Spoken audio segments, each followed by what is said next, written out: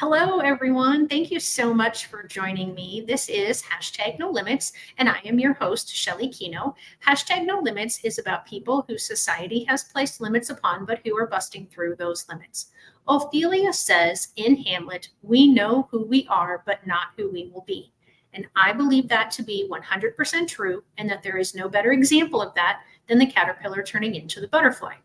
The caterpillar literally dissolves into its cells and then it reforms into the butterfly. As if that isn't difficult enough, it's still not ready. It has to struggle in order for its wings to be strong enough to fly when it gets out of the cocoon. None of that can be easy, but neither is busting through the limits that society places upon a person. And today I am excited to share Reid Miles with you.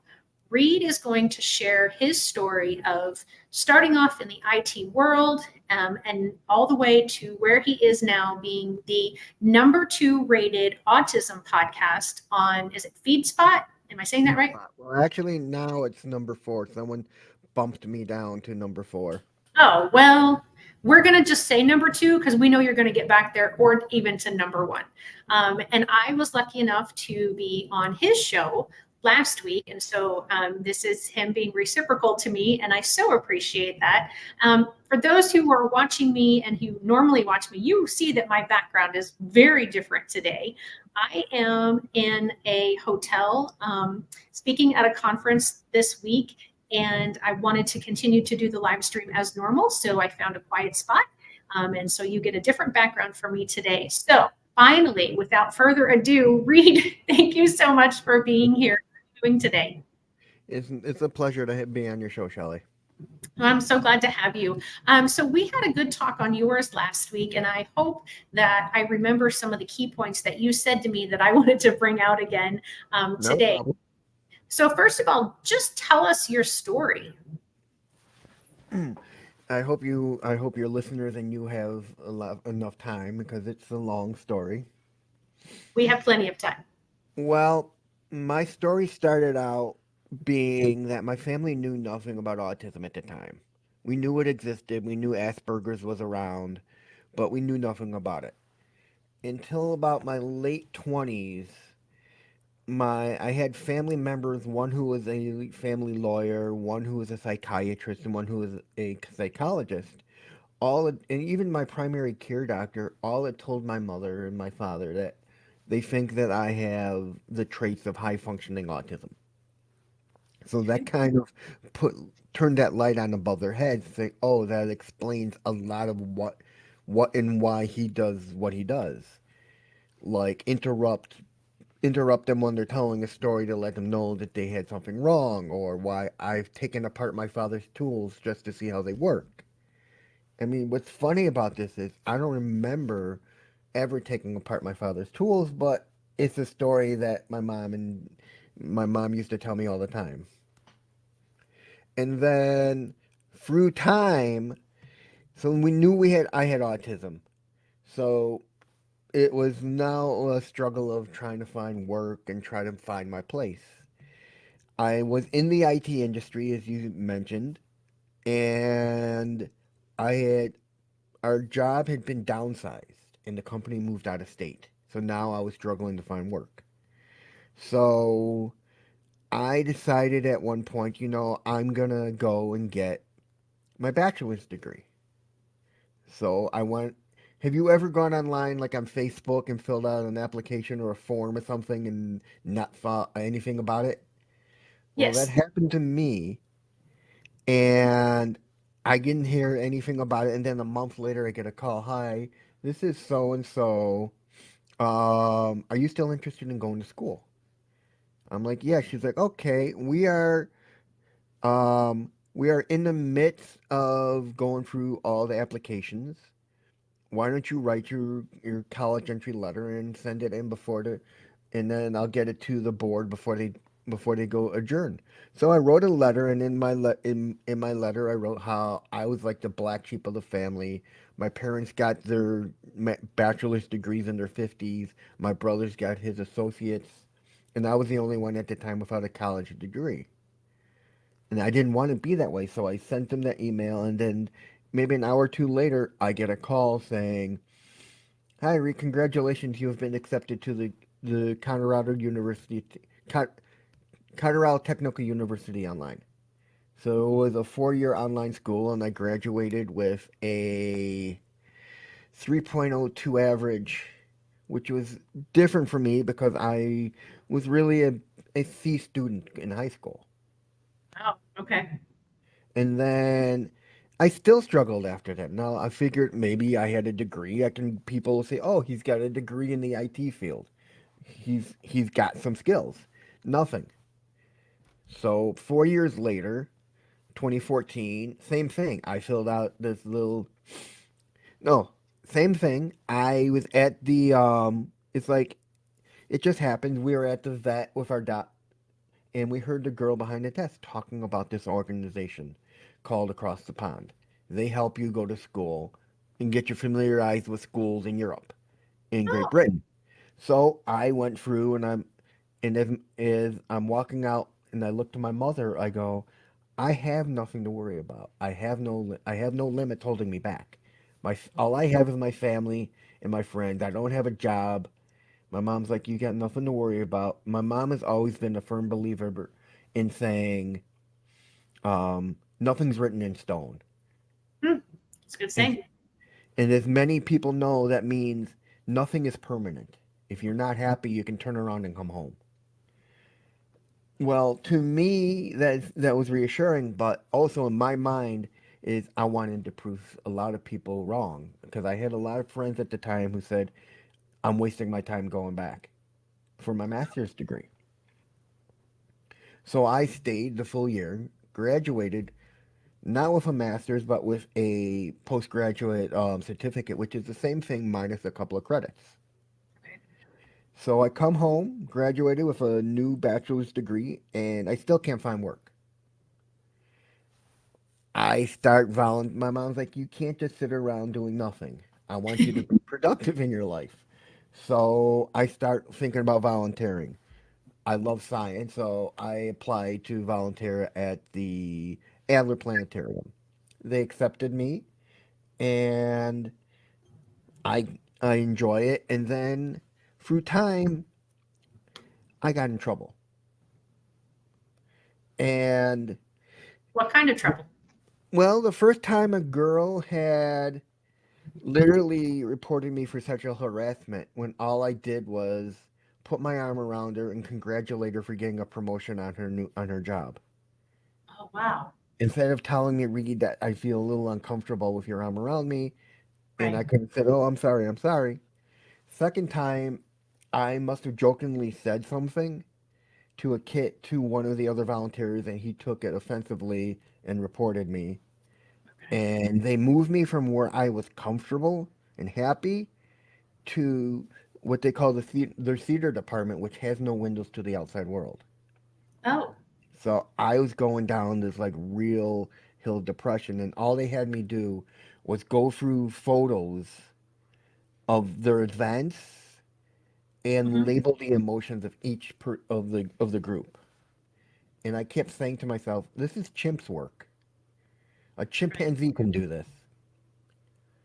And I was on my day off one day, and I get a call saying, "Reed, we'd like you to come in." I'm like, "I'm not coming in on my day off. If you want something, you either call me and tell me." She's like, "Well, I would still like you to come in." I'm like, "No, I'm not coming in on my day off." She's like, "Okay." And I knew what they wanted. They were going to let me go. And I said, "You know what? I know what this is about. And if you're going to let me go, then I can tell you this right now. I quit. I'm done. I'm not going to let you have the benefit of the doubt." Now, the funny thing about this whole situation is I messaged the kid that reported me originally and saying, "How could you do this? It was a joke. You know, I was just joking around." He went to the HR woman at the Adler, and I was like, and she's like, all communications have to go through her. I'm like, you don't understand how things work. Once you let someone go, I don't have to go for you anymore. Hmm. It's a free world now. I don't deal with you anymore. You are out of the picture. You have no control over me. You let go of one of the best people there. Good for you. And then after that, at that time, I was also volunteering at our field museum. and I was having fun there until our volunteers kept reporting that I was standing too close to them, and they didn't like that. So they let me go. So at that time, my mom's like, you know something? You have a lot to offer everybody. You've been to Europe, you've traveled through 6 countries all on your own. You've gotten your master's degree in England, and you just have a wealth of information. Why don't you start a blog? So I started my blog, and it didn't get the recognition it should have gotten. And I feel that those who were reading it weren't feeling the true warmth and knowing that I was coming from a solid place. I was getting good messages. I mean, I remember I had this one message from this kid who said, he's battling stage 4, I think, colon cancer, and he's autistic, but he's not writing about him. He's writing about his sister, who's also autistic, that their father hasn't let her go outside, and he wants to let him know that he should let her go and and experience the world because yes, there are bad people, but there are also good people as well. And then after that, I figured, there's only one way that people are going to know that I'm sincere, and that's the podcast. They can hear it in my voice, they can see me on on video, and I started my podcast. My first episode, I was so nervous. It was just me, and I tried to do it alone, and I tried to do it on one of the hardest topics, which is depression, and I just couldn't get it out. So I asked my life coach what I should do, and he's like, maybe you should get guests on, and then it becomes a bounce back. You have someone you can bounce back and forth with to make you feel more comfortable. My first guest was a woman who had 2 kids who were autistic, and it was just the two of us talking about her and her kids and everything. And then from there, it went on and on and on to experts and to where I am today. Awesome. And so, how many episodes of your podcast have you put out already? Well, if you combine both shows I do, I'd say about 130. Wow. Okay. And how many years have you been doing this? 3. Okay. Very cool. Yeah, you can probably see down at the bottom of the screen that you are episode 156 of my live stream, and I've been doing it approximately the same amount of time. I've had some weeks where a guest can't show up, or I couldn't get one scheduled, and that happens. But I try to do them every week, and I enjoyed this format a whole lot more than just trying to put something out on my own. When I had a guest one time cancel at the very last minute. And so I went ahead and went live, and it was just me. And it was a very, very short episode compared to what I normally have a guest on. It's, a much, much more enjoyable episode for everyone. So there was a lot in your story. And thank you for sharing all that you shared. What was, so you mentioned the different jobs and volunteer places that you were and the difficulty that you had with some of the social aspects. Mm-hmm. When you were growing up, did you have similar situations that occurred? Yes. Did people say things to you? Oh, God. Growing up, high school was hard because I really didn't fit in. All I knew is my brother had graduated before me, so the upper tier class, the seniors, the juniors, and the sophomores all knew to look out for me and Oh, keep good. an eye out on me. So, but my own classmates, my own freshmen, that's where I got bullied on and picked on, and that's where I pretended to be something I wasn't at the time. Hmm. I pretended to be. If you ever looked at my senior yearbook, I believe it was, and you look under my picture, it would say "Kid Fresh" because I would make these guys laugh, and they thought it was funny at the time, and it was the only way to keep them from like really picking on me.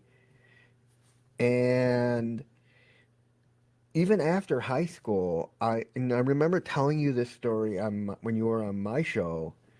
I had a caseworker from Doors literally tell me to my face, and my mother's, she didn't think I would be able to get through a 4-year university. Right. And I remember turning to my mother as we left, and I was just like, I've never been insulted in my life. And she's like, "What are you gonna do about this?" And I'm like, "I'm gonna write her boss a letter saying I need a new caseworker because I've never felt insulted before." Right. Yeah, and so there's two things that you said in that part that I hopefully I'll remember both of them. So I'm going to start with the worst one, the caseworker.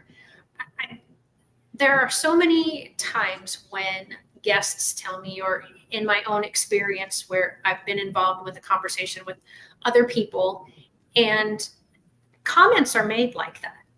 And I think in some ways, some people feel that they're being honest with you and they're laying it out like this is definitely your future, and that's one of the main reasons that I call this hashtag no limits, Hmm. because we don't know what sort of opportunities are going to present themselves. We don't know what kind of medical advances, miracles, technological science breakthroughs are going to happen. And so to say that someone is only going to hit this level, to me, it's cruel.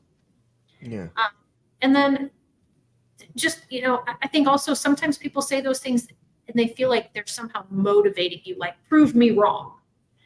And I don't know that that's really a great way to go about it. You I know, feel like encouragement if would you be, would have said, of you will, because of your disability, you will struggle. yeah, You'll have a hard time. You're gonna struggle with coursework. You're gonna find it hard. Maybe I wouldn't have taken it taken it as an insult, but she literally flat out said, "You're not equipped for a 4-year college." right. I mean, I think, and you probably think the same way, is caseworkers need to learn how to talk to people with disabilities who are brighter than they really are. Right. Yeah, absolutely. 100%. And I, again, it comes back to the title of the show, because when we speak positives into people's lives, they're much more likely to have those positives happen versus when we're speaking negative things into their life. And learning to think differently. So you said you attended an online university, Hmm. but I bet in that person's mind that said that to you, she had this very boxed idea of what a 4-year college looks like and how a student acts and how they access their schoolwork and, Hmm. you know, coursework, I guess is more the proper term for college. But as you said, there's online universities. Now there's so many different ways. You don't have to go 4 years right after high school. You can take a class here or there, Hmm. and extend how long it takes you to get that degree. I But mean, that's what I did. I mean, before I even went to college, I took courses here. I took a course there. I took courses that had nothing to do with my choice of program. I took an astronomy course at a community college. I mhm, took a data processing course. Just some courses so I can get the feel of what college course level will feel like. right, exactly. And I did a similar thing. I knew when I was very young that I wanted to be a teacher, but I didn't have a great experience my senior year in high school, and I didn't really think I wanted to jump right into college. And so I started working full time and took a couple classes a semester because I knew to get my teaching degree, I had to get that, or to get to become a teacher, I had to get a teaching degree. And so, I knew that I had to do it. But yeah, there's so many different ways to go about getting a degree. And so having that idea of there's maybe you're not going to achieve it the way that I achieved it, but you could still achieve it if you, I mean, work. yeah. I mean, in my book, about schooling, I've said one of the main things people should do, especially those who are on the spectrum, because college I know is going to be taxing on you. And one of the things I suggest to parents is that One, you identify the courses they want to take. Because otherwise, if they take courses they have no interest in or they're forced to take, their interest is gonna slowly wane to the point where they get bored and they just will flunk out of it because they have no focus. Right. Two, the most important thing I've mentioned is have them go to a community college and take their general eds. Hmm. Get that out of the way.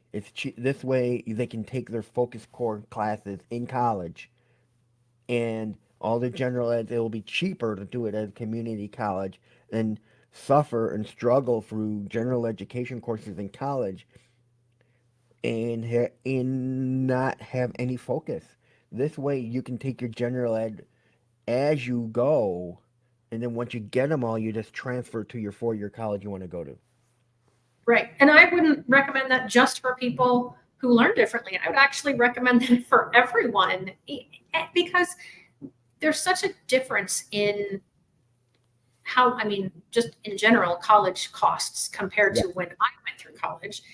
And what people are spending on 2-year degrees is what I spent on an entire 4-year Mhm. degree. And some of them are spending what I spent in all 4 years in 1 year, just depending on Right. the college they go to. And so reducing their student loan debt or, not having student loan debt at all. But then, like you said, getting that feel for college because it is so much different than high school. I Most mean, people don't go to college every day, all day long, like you go to high school classes all yeah. day. See what, and the other thing is what kids don't realize is when you go to college, there isn't no pressure. You don't have your parents pressuring you. You are your own. You have to have an alarm clock to get you up. You have to get to your classes, and they need to understand that not like high school where everything's in one building. Everything's going to be scattered. Mm-hmm. You're going to have to walk 5 minutes to get to your building from where your dorm room is. Yep. I Yeah. mean, you're gonna have to also advocate. And one of the biggest things I talk about is you're gonna have to advocate for yourself, and that's Mm-hmm. one of the biggest things. Before I even went to my college for my master's degree, I contacted the disability department. And I'm like, "What? My name is so and so. I have autism. What can you do for me? What kind of services can you offer me?" And they're like, "Oh, we can give you on-time testing. We can give you note takers. We can give you this." And I'm like, okay. And what was great about it is when I chose that school, my advisor set up a meeting. He would call me a month before, once a week, just to Wow. check in with me and then continue that when I was there. That's awesome. And that's such a great point that on every campus across the United States, there is supposed to be a disabilities office. And if you have a diagnosed disability, or even if you don't have a medical diagnosis, but you had an IEP or a 504 going through school, reach out to, and some campuses, it's not necessarily called a disabilities office. It might be called student services or, Hmm. something along those lines. And so reach out to them because you can get accommodations in college. And I think that's still a misnomer amongst high school and primary schools is that, well, you're not going to get accommodations when you go to college. Yes, you can. You They are don't, because they transfer. but they will provide them because there's other federal laws that dictate what universities have to do. Yeah. And I think the biggest thing is that parents need, and this is so important, any disability your child has, parents need to make this impose this on your child is you need to tell them they have to advocate for themselves. They're not there to advocate for you. You're the adult to want you enter college. You need to do it. Your parents can't do it for you anymore. If you Right. don't advocate, the college is not going to know you have a disability and what you want. I made that clear when I got there when I was talking with my disability. I need this and I need this because I get distracted very easily. Mhm. And the That's funny awesome. thing is, even with on time tests, I still get distracted. Sure. Yeah, I mean, I wouldn't know why you wouldn't. That's just part of who you are. So, yeah, I hope that, I know it probably feels redundant at this point, but I just want to hammer that home that when you get to college, if you've had services or if you have a disability and you never got services, I know because a lot of people, I've heard the stories too, that they didn't get services going through grade school or high school, or they're a later in life college student and they believe that they have autism now or ADHD. And so they didn't get that when they were in school. Still go to the student services office and let them know, hey, these are my characteristics. Is there something you can do, or what can you do to help me get through my classes? And Fran says, and by the way, I don't know if you saw it earlier, but she said howdy from Southern Illinois. She's watching us live. And she says, it's true. We must advocate for ourselves as we know our needs. I mean, it is so important because when I was in college, I had one professor who I fought with because I would go to him and I'm like, listen, I need help. I don't understand this. He's like, I can't help. If I help you, I got to help everyone, and I can't do that. I'm like, well, but this is in my thing with the disability department that you must help me. He's like, I'm sorry, Miles, but I can't do this.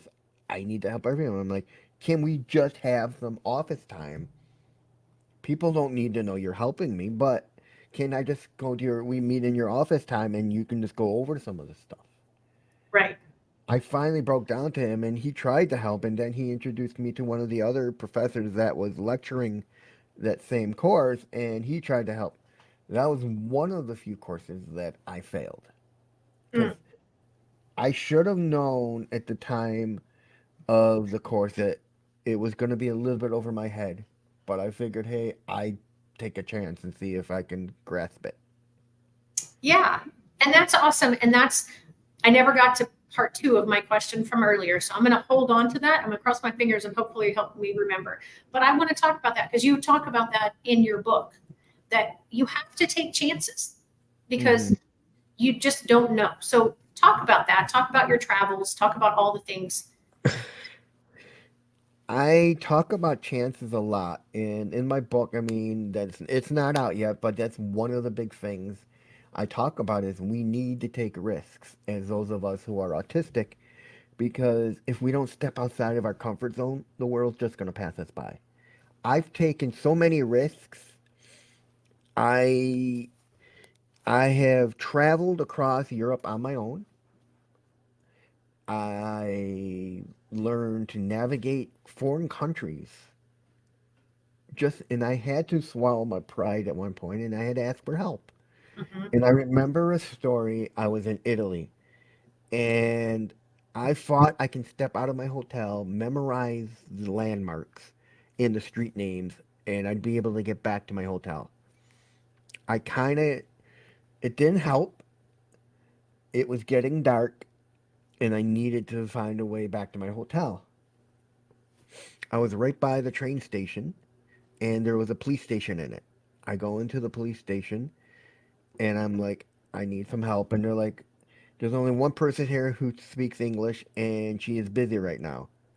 And I'm sitting there waiting and waiting and waiting. I'm like, it's getting dark. I can't wait forever. There was a guy behind a window, and I walk up to him, and I'm like, can you help me? He's like, don't speak English. I'm like, you don't have to. I don't need you to speak English. Does this road lead to my hotel? And I pointed, and I told him the name of the hotel, and I'm like, see, grazie. And he smiled, and I left, and I followed the road to my hotel. And I remember something my well-being advisor had told me, and that is, do not panic, because when you panic, everything just goes out the window, and you just get over nervous, and then you make things worse for yourself. And so, how did you not panic? I mean, was there something that you said to yourself, like, I've got to stay calm, or did it just, I can't imagine it just happened. I stepped outside of the police station. I leaned against a pole for a minute, Just took a deep breath and I just said to myself, do not panic. You know how to get back to your hotel. Just follow the road. And I just kept myself calm. And it's like the same thing when I traveled. I would get anxiety when I would get to the airport. And I just kept saying to myself, everything will be better once you're on the plane and and get to the hotel. And that kind of went through my mind. And the minute I got on the plane and I put my luggage away and I sat back in my seat, I was more relaxed. Mm. I And even helped this oh, one sorry. woman who was flying, who was nervous, and I said, "Listen, if you want, I'm not hitting on you. You can hold my hand. I know you're scared. Just hold my hand. It will be over soon." And it was like a 45. I remember it was like a 45-minute flight. That's awesome. And so there's a couple things in that. I love that you caveated it with, I'm not hitting on you. And that probably came from the things that you had learned from some of Hmm. those other situations that you spoke of earlier. And that you were willing to take that chance and reach out and be vulnerable to someone else and say, Yeah, I'm I saw her gripping the seat and with a bumpy ruffle, and I leaned okay. over to her. I looked over to her and said, "Are you okay?" She's like, "I'm a little nervous. I don't like flying as much. I'm doing this for work." I'm like, if you want, you can hold onto my hand, or you can just look at me, or just listen to my voice, and I'll help you get through this flight. And she's That's like, awesome. "Thank you very much. I appreciate it." Yeah. And it's so important, and I congratulate you for taking risks. And I know that for a lot of even neurotypical people, taking a risk is not something that they do. But and it's just because they don't want to and they don't feel like they have a need to. I really appreciate that you have stepped out of that comfort zone and that you Hmm. are encouraging others to do the same. What would you say to, and I still have my idea, but I'm going to talk about this a little bit. What would you say to a parent who has a child with autism and they are very routine and they want the child to try a different food or a different toy or a different television or whatever it is. They just want them to try Hmm. something different. What do you recommend to that parent or the Hmm. steps that they could take? First thing I would tell them is don't force anything on them. You can't force us to learn something new. Mhm. It's gotta be something we attach to. Something we have a fascination with.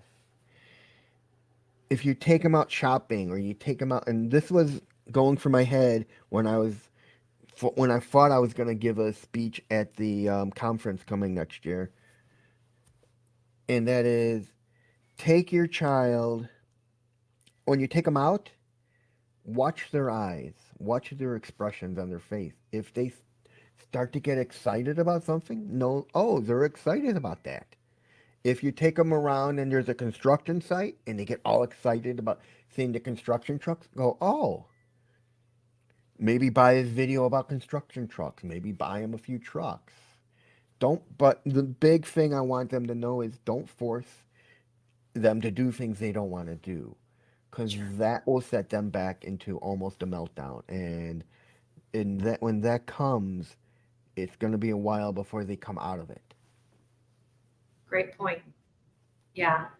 Um, okay. So I want to go back now to Okay. when you were talking earlier about your school experience. And one of the things that you mentioned is that in your senior yearbook, underneath your name, it would say Kid Fresh. Hmm. And that it said that because you wanted to make people laugh, that you became someone I was that you not. were not in order for people to hopefully like you.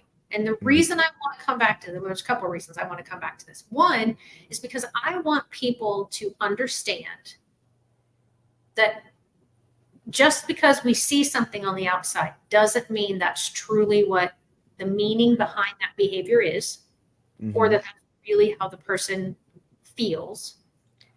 And Two, I want people I want educators really to hear that and really listen to that, because so often a child like yourself who is cutting up in class and, the class clown sort of title is doing it to mask a skill deficit, a social deficit, um, something else. And so I just wanted to talk about that a little bit more. I guess in a way you were aware that that's what you were doing, was to No, change. I did. In high school, I knew nothing about masking. Okay. I knew nothing about my autism. We didn't know I was autistic until my late 20s. So my high school years, I didn't know about it, but as time went on and I learned about what masking was, it kind of occurred to me that maybe that's what I was doing, was pretending to be something I wasn't, just so I can fit in. Okay. And what did that do to your self-esteem? Obviously you recognized that you were doing that. You were making people cut up because you got better reactions from that than just walking around being who you were. It kind of lowered my self-esteem at the time, but I knew it was my senior year. I knew I won't see these kids again. I knew high school, as many people say, high school is a certain part of your life that a lot of people don't want to remember. Yeah. And I can tell you, and this is what I want parents to hear, and this is so very important. High school and college, totally different. The kids in college are so different.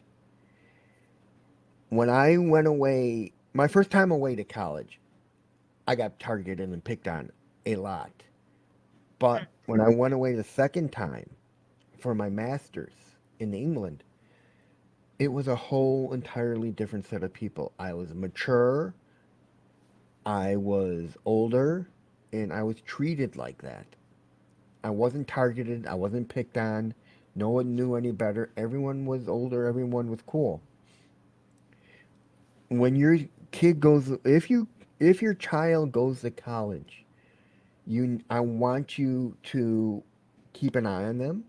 Make sure they join societies or clubs that fit their interests, and make sure they speak up if they feel they're being targeted or picked on by other kids, because otherwise they're going to retract into their shell and they're going to wind up going down that hole of depression.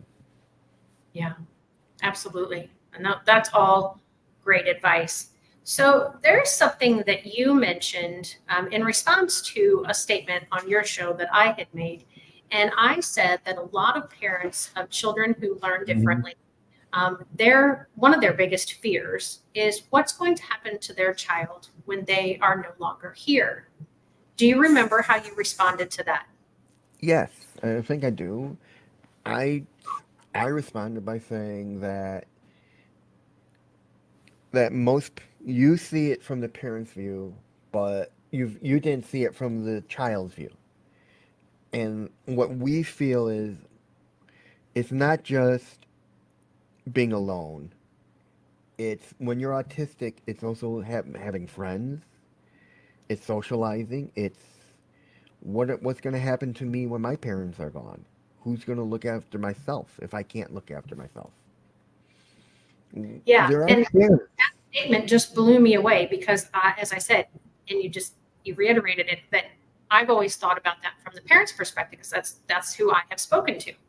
I never considered it from the child's perspective. And I'll be, as a neurotypical person, I was sad when my dad passed away, and I will be sad when my mom passes away. I don't worry about, though, what my life is going to look like or how that death is going to affect my livelihood and my lifestyle and all of that. And so that was such an eye opener for me. And I would really like for you to if you can, elaborate more on how that thought is helping you, if it is, do anything differently to prepare for that possible time. Well, that was one of the reasons why I went away to school. And I don't think I've talked about this in the book I'm writing, but I wanted to see if I can live on my own. I wanted to see if I can manage. I know after my mom is gone, I'll be taken care of by my brother and sister in law and her family. And I still have other family. But I wanted to know when that time comes, can I handle being alone? And being away from home for a year was the perfect amount of time. I didn't share a room with anybody. We all had our own rooms, or suites as they're called, or flats. And I was in charge of my own life, doing my own laundry, keeping my room clean, getting to classes, managing money and time. And I knew at the point after I graduated that I am capable of doing it. And for those parents out there listening, this is an important thing. If your kids want to go away, talk to them first and say, why? Ask them why. Because if they want to go away to college, this will teach them to be on their own.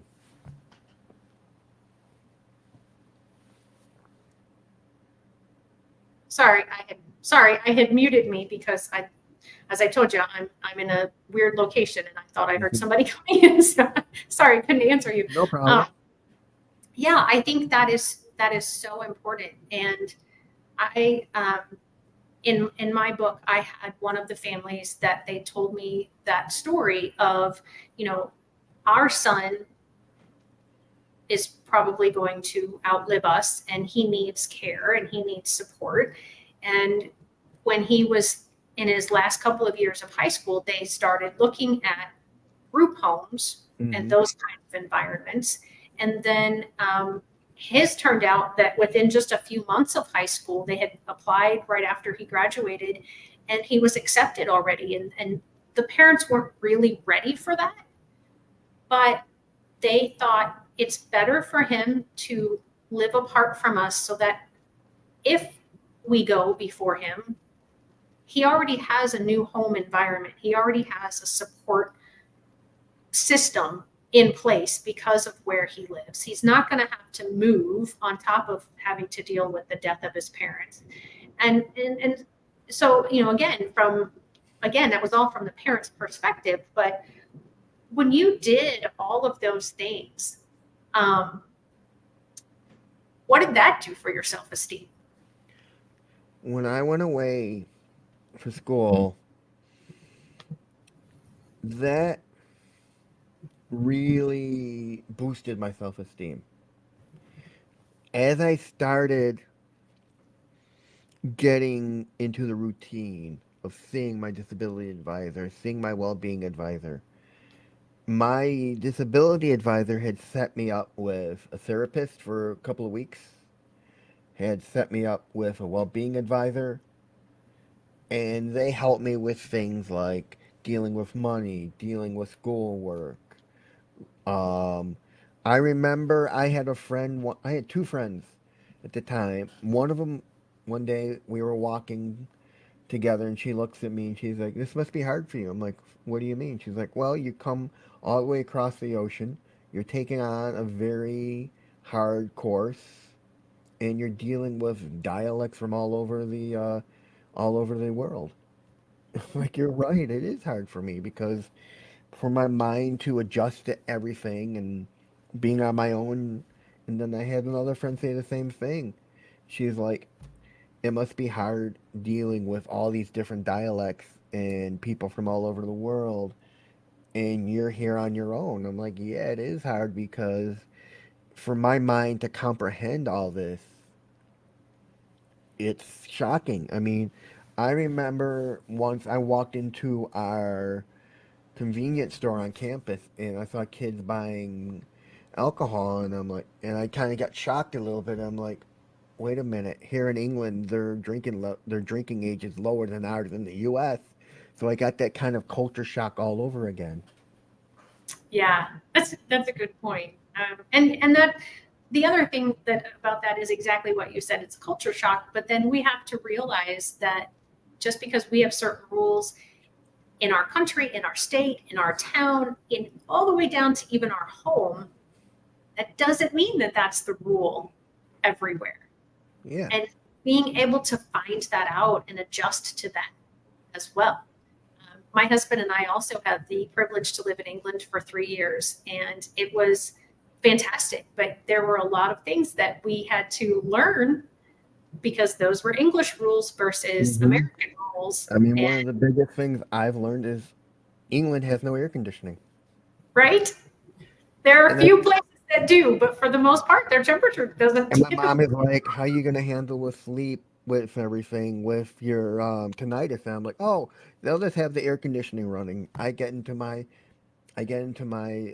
building, and I realize, oh, they have no air conditioning whatsoever. And I remember we had when I was there, we had the hottest day. It was like 90-degree weather in the summer, and it was extraordinarily hot. I kept my windows open all the time and my shades closed because bugs would fly in and all this. And I remember the school putting out a pamphlet saying, please don't undo your safety latches for your windows. They're there for a reason. If you want to cool your room, put a bucket of ice under your window. And I'm thinking to myself, the windows open upwards. They don't open downwards for the air to blow down onto them. So you guys aren't Right. thinking correctly. Well, that's good that you figured that out. And that's funny that you said there were bugs because I mean, there were these little tiny itty bitty bugs. No, we Um, had bees and all sorts of really? things flying into bees and stuff flying into my room. Oh, okay. I You must remember have once lived in a different part than I did. I remember coming in once and we had because some of the students, the foreign students, have no regard for the laws and things. They would yank open the doors instead of using their key fob, and the door would break, and they would leave the door open until it got fixed. And one time we had a magpie fly in, got stuck up on the third floor, and you just keep hearing it flying into the window. Poor thing.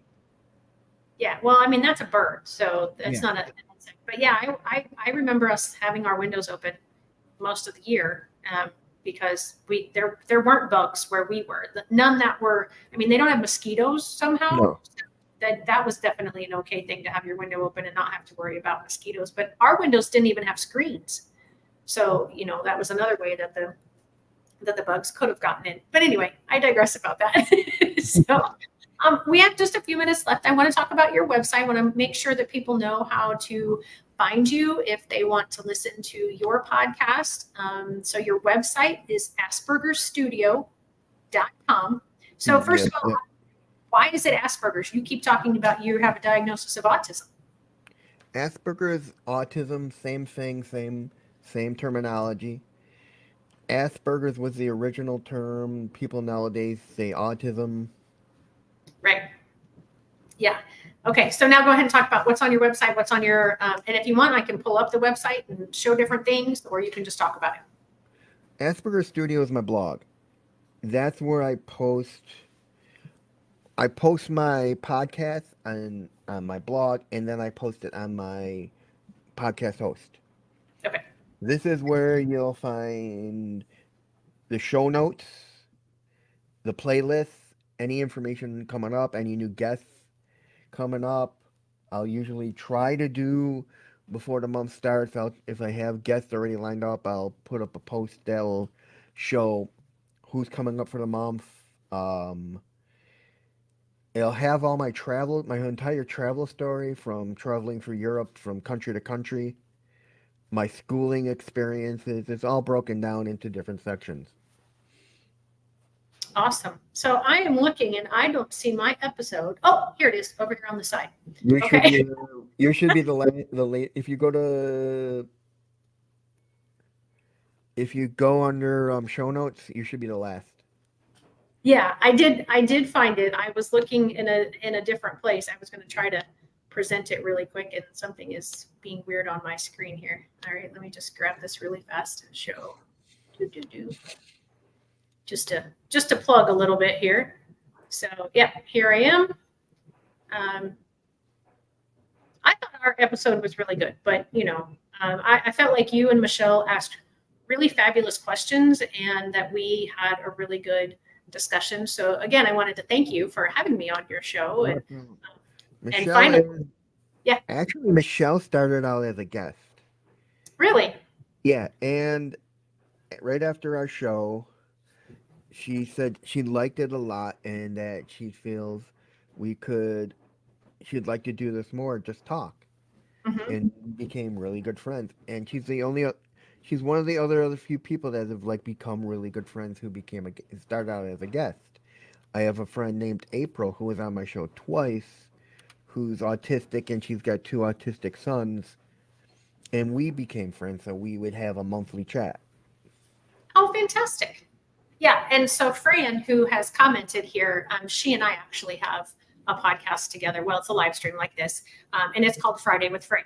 So I'm sure you can figure out what day of the week it's on. And she and I just talk about special education and special needs. And yeah, it's and that came from her also having been a guest, and then us talking, and just we knew each other outside of the live stream, and I said, you have so much knowledge in a different perspective than mine, so how about you and I do one together? And yeah, and I think Michelle is coming on. I just have to get the logistics figured out with her, so she's also going to be a guest in the future. And then there was someone else, and his name is escaping me, but that you introduced me to, and from England, I think. Yeah, my friend Dan Jones. Dan, yes. And so working again logistically to have him be on here as well. So Reid, thank you so very much for sharing your story. I just want to make sure that if you have any last comments, now is your opportunity to share. Nope, nothing. All right, that was perfect. Okay, thank you, Fran, for joining us and for your comments today. And anyone else who was watching, let us know what your thoughts are about this episode. Fran says, thank you for being real. I'm going to pop this up here really quick. And next week, I have a guest, but they had to reschedule, so hopefully I'll be back. But if not, be sure to join me the week after. And I appreciate you all, and have a wonderful week. Thanks, Reid.